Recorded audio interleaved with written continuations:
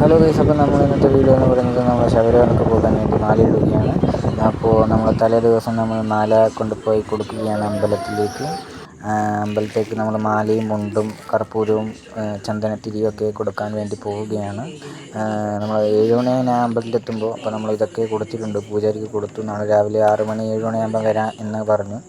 അങ്ങനെ കൊടുത്തിട്ട് നമ്മൾ നേരെ വീട്ടിലേക്ക് പോവുകയാണ്. നമ്മൾ തൊഴുതിട്ടാണ് വീട്ടിലേക്ക് പോയത്. അങ്ങനെ നമുക്ക് രാവിലെ അമ്പലത്തിലേക്ക് വരാം. അങ്ങനെ രാവിലെ ആയിട്ടുണ്ട്, സമയം 7 മണി ആകാൻ പോകുന്നു. നമ്മൾ വേഗം തന്നെ പോകുന്നുണ്ട്.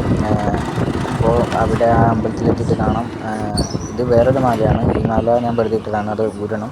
അങ്ങനെ നമ്മൾ രാവിലെ തന്നെ അമ്പലത്തിലെത്തി. പക്ഷെ കുറച്ച് വൈകിപ്പോയി, 7:15 അങ്ങനെ ഇതാണ് എൻ്റെ ഔട്ട്ഫിറ്റ്. ഇങ്ങനെയുണ്ട്.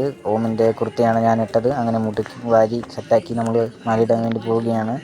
അപ്പോൾ ഇനി 41 ദിവസം വ്രതം കഴിഞ്ഞിട്ട് നമുക്ക് ശബരിമലയ്ക്ക് പോകാം. അങ്ങനെ നമ്മൾ ഇതാണ് അമ്പലം, നല്ലൊരു പീസ്ഫുൾ അമ്പലമാണ്, എല്ലാ ദൈവങ്ങളൊക്കെ ഉണ്ട്. അങ്ങനെ മാല ഇട്ടിട്ടുണ്ട്, നല്ല തുളസി മാലയാണ് ഇട്ടത്, നല്ല ഇഷ്ടമുള്ള മാലയാണ്. അങ്ങനെ നമ്മൾ മാല ഇട്ടിട്ട് നമ്മൾ നേരെ 2 ഫോട്ടോസൊക്കെ എടുത്ത് നമുക്ക് പോകാവുന്നതാണ് നെക്സ്റ്റ് അമ്പലത്തിലേക്ക്. നമ്മൾ വേറെ 2-3 അമ്പലത്തിലേക്ക് കയറിയിരുന്നു. മാലയിടുന്ന വീഡിയോസൊന്നും എടുക്കാൻ പറ്റില്ല, എന്ന് വെച്ചാൽ ഫോൺ അലൗഡല്ല ഉള്ളിൽ. അങ്ങനെ വേറൊരു അമ്പലം എത്തി, ഇവിടെയും ഫോൺ അലൗഡല്ല ഉള്ളിൽ.